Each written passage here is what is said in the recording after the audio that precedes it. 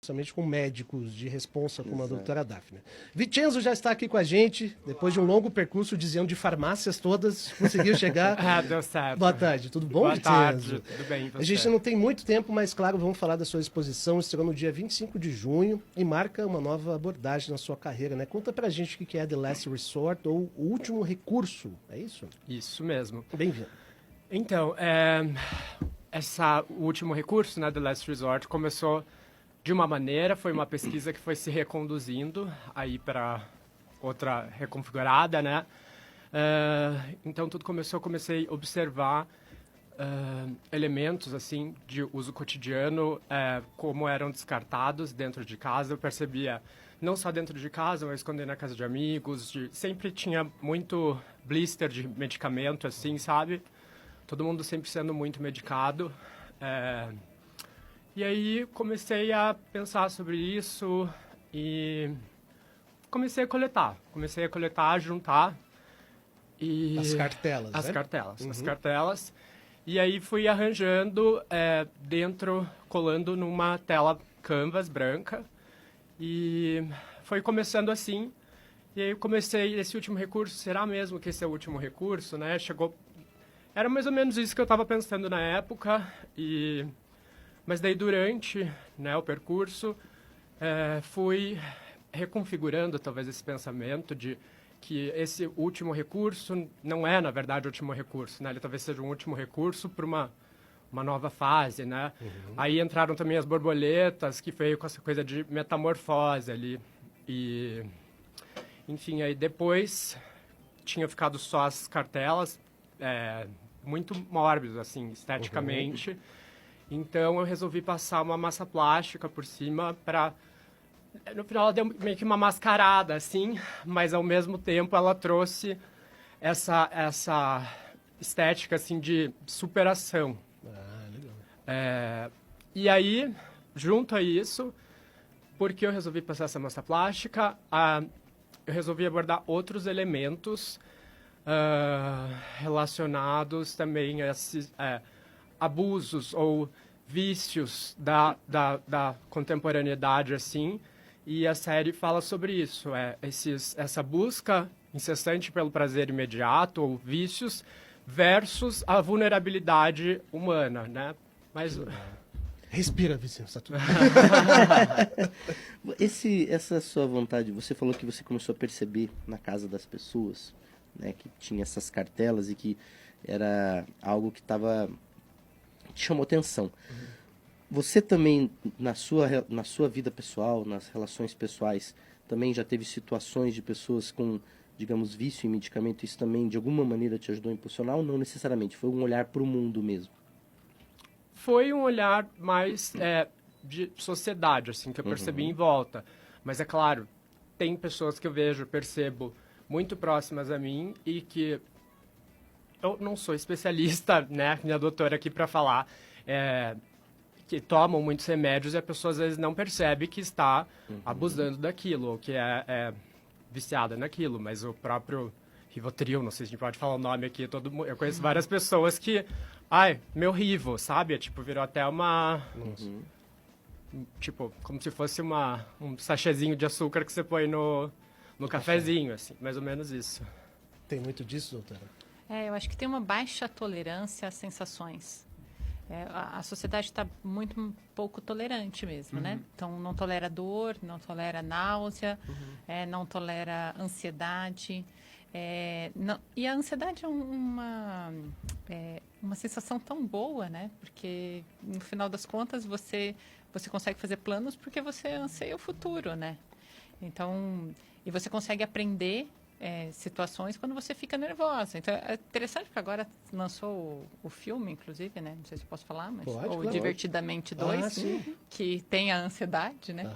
Como personagem até como principal, personagem e não como uma doença, né? Ela está ali e como está presente em todos nós. Como está a tristeza, como está a solidão, como está tudo. Então você, assim, eu acho que existe uma baixa tolerância mesmo. As pessoas não aceitam mais ficar tristes, não aceitam mais ficar ansiosas, não aceitam mais ficarem gripadas, né?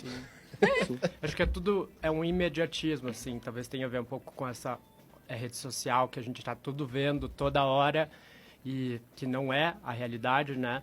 Mas a busca, não necessariamente pelo prazer, mas essa estar bem ou não sentir a ansiedade, não sentir a tristeza, o que quer que seja, é muito... tudo tem que ser pra hora, assim. Ou até nesses tempos de rede social que a gente já comentou aqui, mais do que estar, se mostrar bem, né? Sim.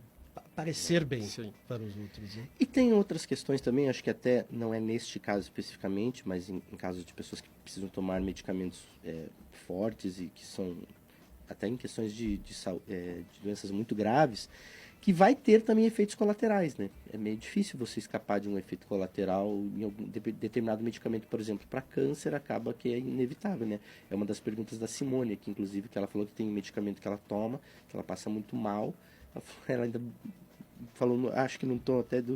o medicamento não era pra gente passar mal, era pra passar bem, mas não tem como, né? O efeito colateral é absolutamente inevitável em alguns casos.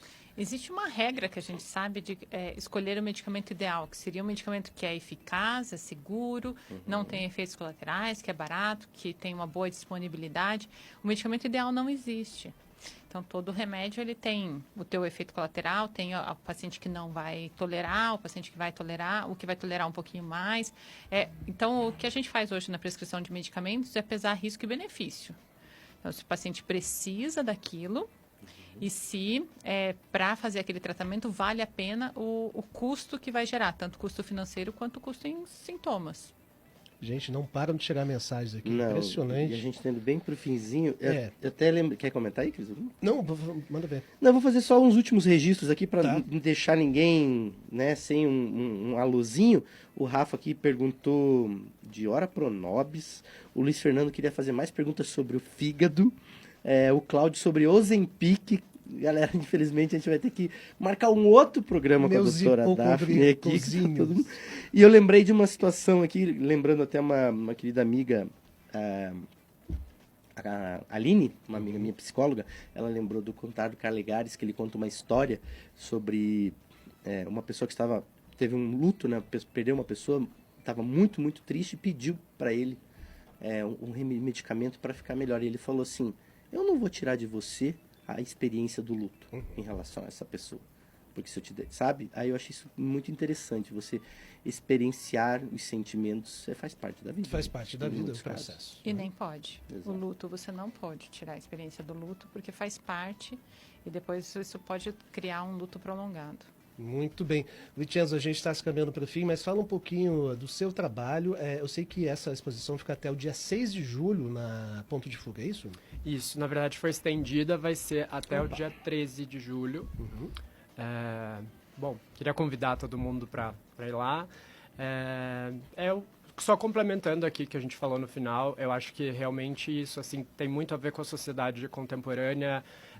Talvez não querer se sentir mal ou ansioso, é sempre estou passando por um luto, vou tomar um antidepressivo. Uma coisa que eu percebo, assim, todo mundo é meio que uma busca incessante, não por um prazer, digamos, mas por talvez não sentir nada de ruim. Você acaba ficando meio tudo linha reta, assim, ninguém quer se sentir para baixo, ou, enfim, eu acho que isso é uma coisa que acabou virando uma compulsão, né, no geral. Remédios ou qualquer busca, as pessoas sempre têm um último recurso para tentar. Maravilha. Mas um último comentário aqui, o Anderson falou que num quadro de ansiedade ele acreditou que o Rivotril não estava funcionando. Daí ele achou que era uma boa ideia tomar 4 logo de uma vez. Ele disse que não lembra nada do que aconteceu naquele dia. Perigoso. Olha que perigo, gente. É muito perigoso. Eu acho importante a gente ler esses comentários, porque a gente estava falando justamente sobre automedicação lá no início. E eu acho interessante e importante como as pessoas, os nossos ouvintes aqui participaram hoje, se colocando, abrindo as suas histórias, porque de alguma maneira, de uma forma equilibrada, a gente pode ajudar outras pessoas que estão vindo a não cometerem os mesmos casos, a serem um pouco mais equilibrados nas suas análises e também não cair em armadilhas. E mais uma vez, médico é médico, coach é coach, é outra coisa, tá bom? Aliás, eu adorei coach é coach, vale para tudo, viu, gente? Não só na questão de saúde. Verdade. jornalista. Tudo. Eu adorei esse papo de hoje. Candidato também. Fica ligado. Eu achei sensacional, fiquei muito feliz com o retorno dos Eu nossos também. ouvintes e telespectadores. Foi muito bacana juntar, né, essas duas visões sobre o mesmo assunto, não deixa de ser, a arte e a medicina. Vincenzo e Daphne, muito obrigado pela participação, foi muito legal e pela repercussão dos nossos ouvintes, vamos fazer mais uma rodada aí, quem sabe. Uma hora dessas vamos Valeu. ter, com certeza. Posso terminar? Claro. Eu queria só agradecer a vocês por ter trazido esse tema que é tão importante e parabenizar você, porque imagina, é só uma visão artística mesmo, você entrar dentro de uma casa, perceber o número de comprimidos e gerar uma arte em cima disso. Bem legal. Sim, olhar aquilo e ficar obcecado pensando assim, por que tanto? Será que é esse mesmo? A gente vai se resignar a isso nesse sentido, assim? Obrigado pelo comentário, mas acho que a gente tem a mesma visão, assim, de achar que o menos é mais, exatamente. E eles ficaram amigos, melhor que tudo. Aí, ó, mais um papo educativo. Valeu demais, Beto Pacheco. Valeu, Cristiano Cacheiro. Muito bom. Amanhã, sabe quem que estará aqui com a gente? Quem? Conte pra gente. É ele? Um dos maiores brasileiros de todos os Sensacional. tempos, Miguel Nicoleles. Miguel Nicoleles.